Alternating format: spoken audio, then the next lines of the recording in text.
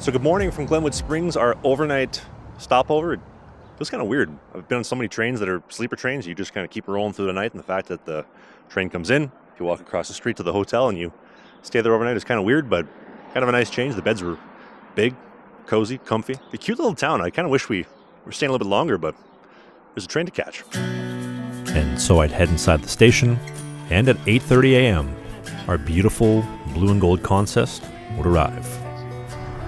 That's our train. This is day 2, Canyon Spirit. We gotta go. That's the train. This is your Travis. We gotta go.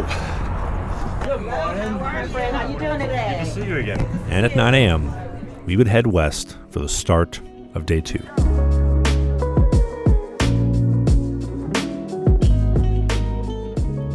Out of Glenwood Springs, we would pass by the biggest natural baking soda deposit in the entire world. Anybody on board have some vinegar? Obviously, I'm kidding. Or am I? Now, yesterday was all about the Rocky Mountains and canyons. And there will be plenty of snow-capped mountains today, but day 2 is all about the red rocks. Being seated in premium, of course, you can take in the scenery from the floor-to-ceiling windows, or the open-air vestibule, as well as the lounge car, where they have cheese boards and pretty much every drink that you could possibly imagine. It really is a great spot to relax and take in the scenery, like right here with Mount Garfield in the background, or the eastbound California Zephyr. I mean, come on, I love trains. And Amtrak runs the Zephyr daily, so no matter what direction you take the Canyon Spirit on, you will pass by at least one every single day, regardless of the direction that you're going. We'd spend the rest of the morning running along the Colorado River, in and out of tunnels, passing along massive cliffs, and even some vineyards. Wine in Colorado, who knew? But shortly after, we would enter the town of Grand Junction, which is marked here by the original 1905 Denver and Rio Grande station, which sadly does look like she has seen better days and hopefully can get a new lease on life sometime in the future. Out of Grand Junction, we would enter the Ruby Canyon. And there they are, those beautiful burnt orange vistas. Like right here with the night, which looks a lot like a chess piece.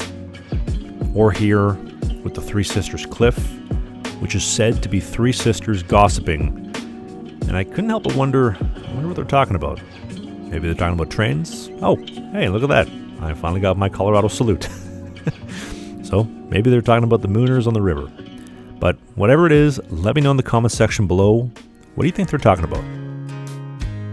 The Colorado-Utah state line does mark the end of the canyon, which I absolutely love that somebody decided to write it on the rock above instead of putting up a sign. And with the red rocks behind us, the landscapes would change one final time.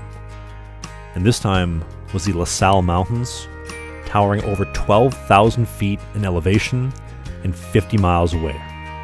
Yeah, they're big boys. And keep in mind that we are in the middle of the desert, so when the Spanish explorers first saw these mountains, they thought there was no way there was going to be snow in the desert. So it had to be salt deposits on top of the mountain, which is where they get their name from, the La Salle, the Salt Mountains.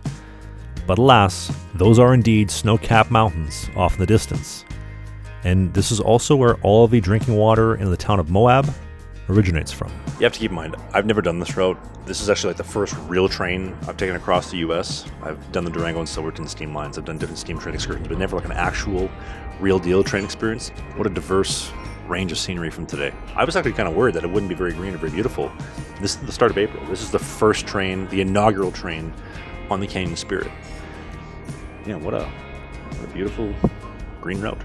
And we would begin our final stretch into Moab at what may actually be quite possibly the most beautiful train depot in the entire world.